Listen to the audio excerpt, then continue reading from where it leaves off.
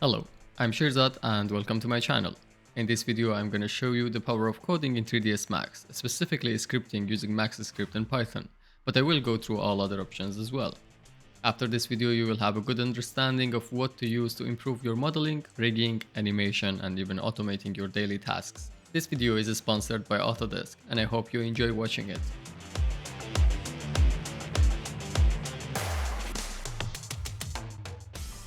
Let's start from the developer section of the help documentation.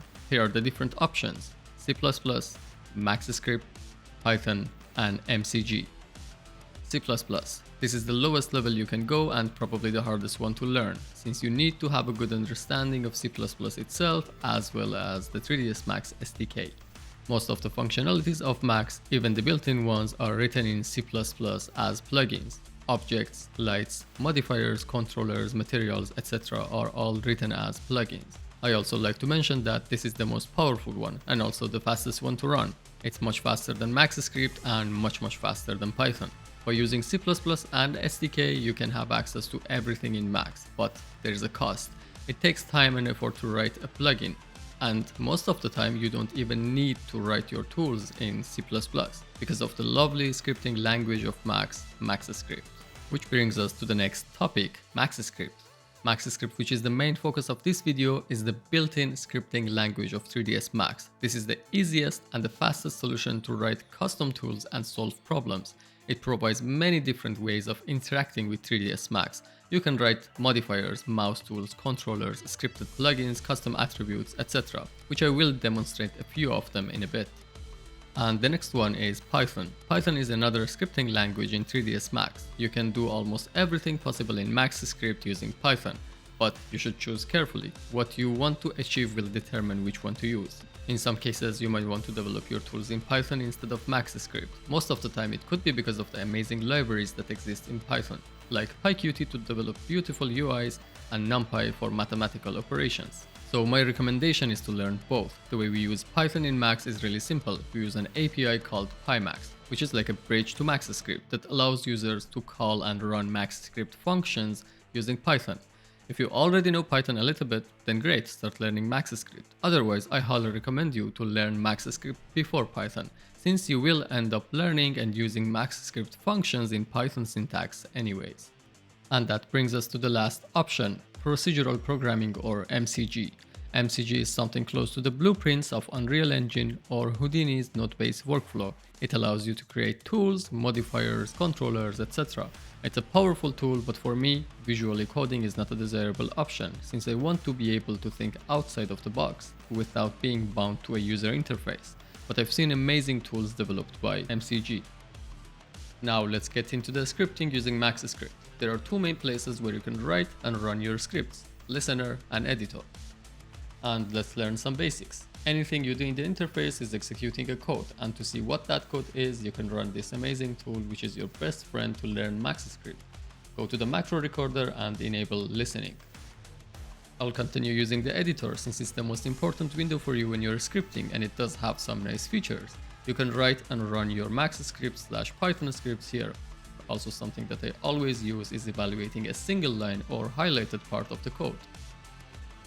Let's put delete objects and GC, which stands for garbage collector, in the beginning in our code, so every time I run this, it deletes everything and it also removes all the cache.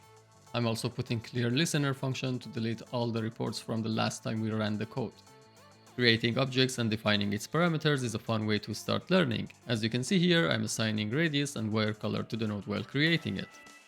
You can assign the node to a variable to be able to access and modify its parameters afterwards. Get prop names and show properties are two great ways to quickly find what options you have for the node you're working on. As you can see, one of the options is number of segments, which I can add to it, subtract from it, or even assign it directly to the number I want.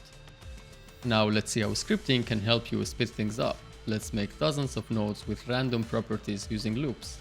We can have 3 nested loops for all 3 axes, X, Y, and Z. The first loop is X-axis and it repeats 10 times. I'm making a position for it and assigning the current index to the value of X-axis, and also a scale variable to control the spacing between the nodes. Currently our loop is only one-dimensional, and we need to have another loop which will be our y-axis. I'm adding the index of our new loop to the y value of the position.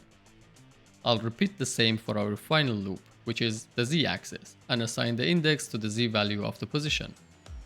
Now we have a 3D shape made of 1000 spheres which all look the same. Let's add some randomness to it. A color is made of 3 numbers. We can generate random numbers using random function in Maxscript. So we have a brand new color for each of our nodes. The main parameter in a sphere is its radius. Let's create random floats and assign it to the radius. You can already imagine what could be done using this. It can be a tree or grass scattering, object placement, or anything else which is not efficient to do by hand. For instance, one of them could be searching for specific properties. Let's say you have a task to find all spheres with a radius smaller than 1.5. What I'm doing here is making a variable named threshold and looping through all the objects in the scene. Then a simple if statement will do the job. If the node's radius is smaller than my threshold, then hide the node, change the color, or even delete it from the scene. Something else that I find really fun to do is changing the identity of a node entirely. Here I have a geometry and a shape node, and I can easily switch between their base objects. I can use the copy function to make it like a copy of the target node.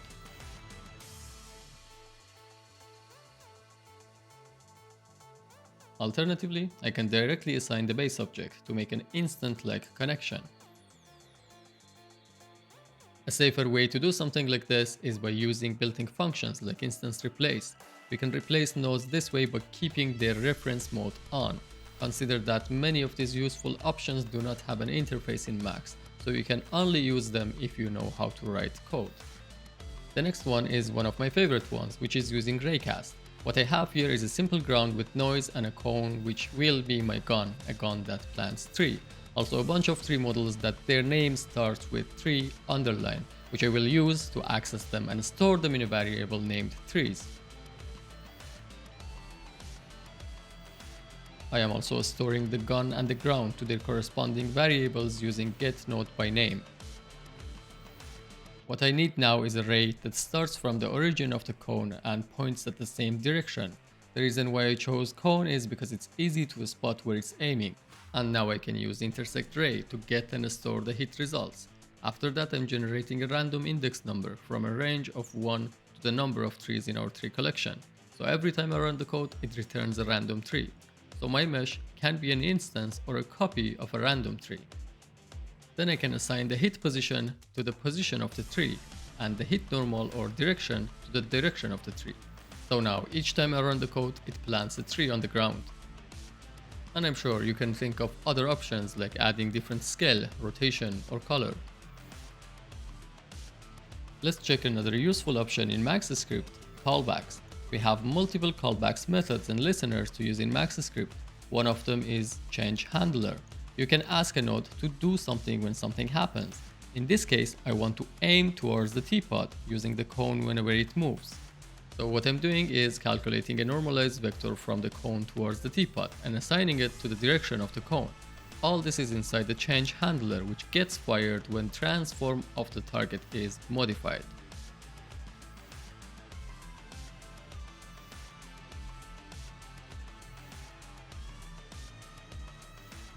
Another useful callback is time callback, which will call a function when you scrub the timeline.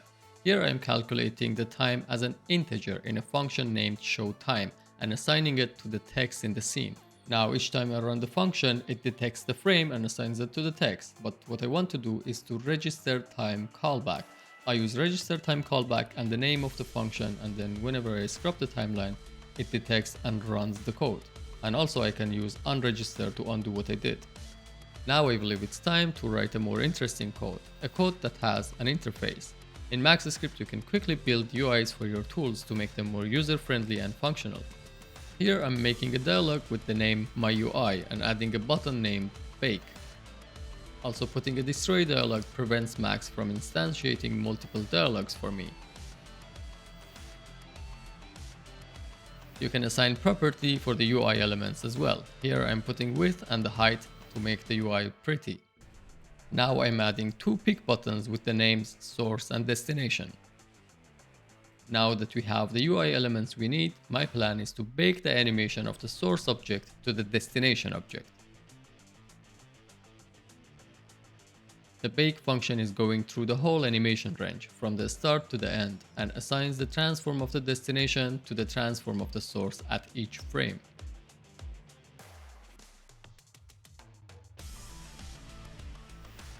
I'm also putting everything under the undo on, so everything is undoable for the user. Now if I select the destination, you can see we have baked a key for every single frame. You can simply add stepping by using by number of steps in the for loop. And the last thing I would like to quickly demonstrate is the use of custom attributes. You can make your own modifiers and parameters and control anything you want. In this case, I'm making a simple mirror functionality for my rig. Here I'm defining two nodes in the parameters, which are going to be the left and the right hand controllers. They are connected to their corresponding pick buttons in the rollout section using this UI attribute. And finally, there's a normal button named switch, which is responsible for swapping the position of the nodes. And at the end, instead of directly assigning the custom attribute we made to the base object of the node, I'm assigning it to an empty modifier and applying that modifier to the node I want. So now by assigning the left and the right controller to the modifier, I can easily swap between the two. And here you can see the main reason why I used custom attribute on a modifier instead of base object. I can simply copy the modifier and paste it somewhere else and for instance have the same functionality for the legs. And that's it for this video. Make sure to hit the subscribe button for more tutorials. See you in the next one.